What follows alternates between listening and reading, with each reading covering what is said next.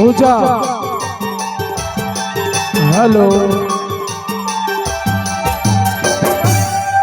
बोले बाबा गुरु घासीदास की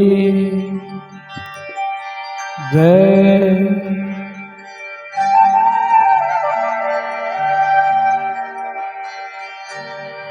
दिल है दीवाना गुरु पंथ के तार के, दिल है दीवाना बाबा पंथ के तार के, जगला सुनाती हो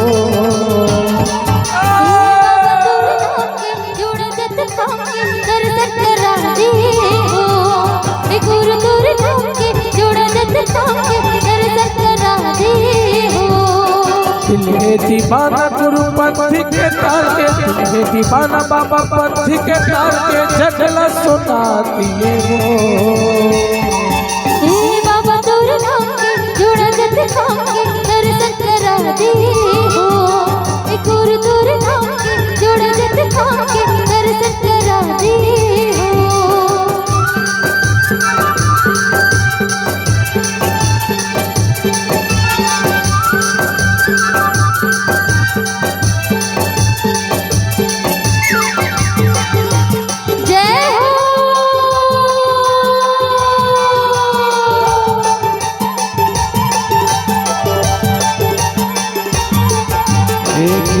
पूर्णिमा का महिमा दिखाए, सबके ज्ञान ला बाबा सब ला बताए, सबके ज्ञान ला बाबा सब ला बताए, सबके ज्ञान ला बाबा सब ला बताए।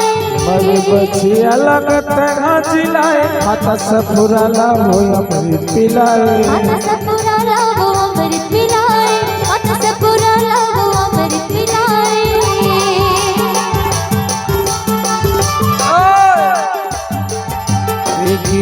पूर्णिमा का महिमा दिखाए, सबके ज्ञान ला बाबा सब ला बताए, सबके ज्ञान ला बाबा सब ला बताए, सबके ज्ञान ला बाबा सब ला बताए। मरे बचिया लगत है जिलाए, माता सपुरा ला हो अमृत पिलाए, माता सपुरा ला हो अमृत पिलाए, माता सपुरा ला हो अमृत पिलाए।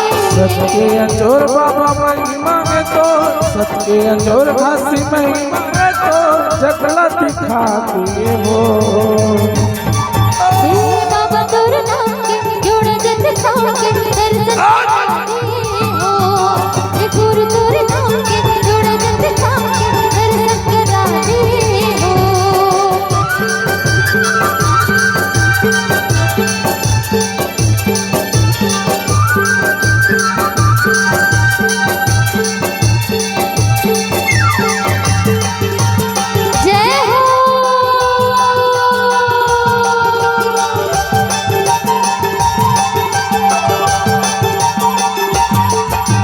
धरती आकाश गुरु तैहा बनाए, चंदा सूरज के अजोर बगराए, चंदा सूरज के अजोर बगराए, चंदा सूरज के अजोर बगराए। जोड़ा जत खाम लगता है गड़ाए, सत्य निशानी लह लह लहराए, सत्य निशानी लह लह लहराए, सत्य निशानी लह लह लहराए।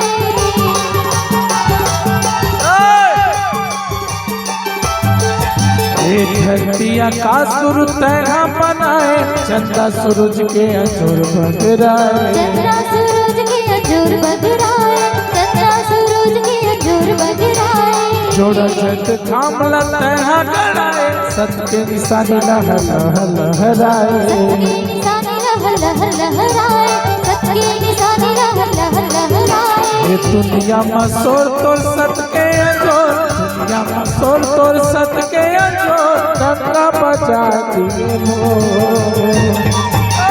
बाबा तोर नाम के जोड़ा जत खाम के दर्शन करा दे हो, गुरु तोर नाम के जोड़ा जत खाम के